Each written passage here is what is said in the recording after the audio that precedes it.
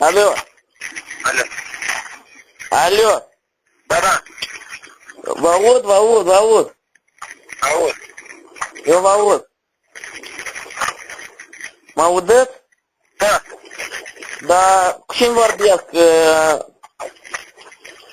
Cum vă cheamă? Da? Cum vă cheamă? Și să aude că nu vă înțeleg. Dar unde sunați? Eu sunt țăi. Nici nu povestești. Ce? Povestește. Eu îți povestesc, eu sunt țăi și vreau să zic o poveste, dar trebuie să știu că tu ești. Asta e tare important. Ce anume ce dorești? Zi cum te cheamă și eu zic tăt, eu asta e secret. Nu ai secret? Da. Pune ce ai de spus. Короче. Eu, înțelegi? Eu îți propun o предложение. Da. Mă aud? Aud, vorbești. Eu zic ție, eu, короче, Qatar e ministru în departament. Da. Departamentul epocii vechi. Da. A? Da, ascult.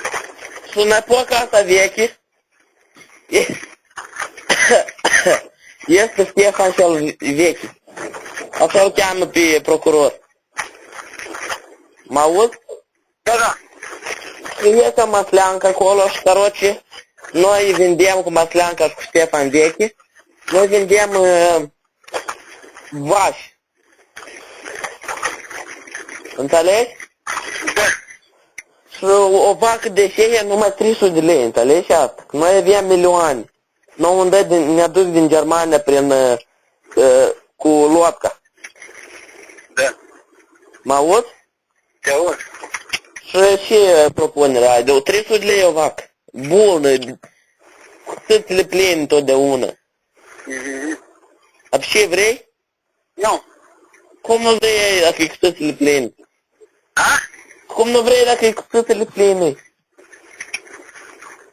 Eu zic că asta e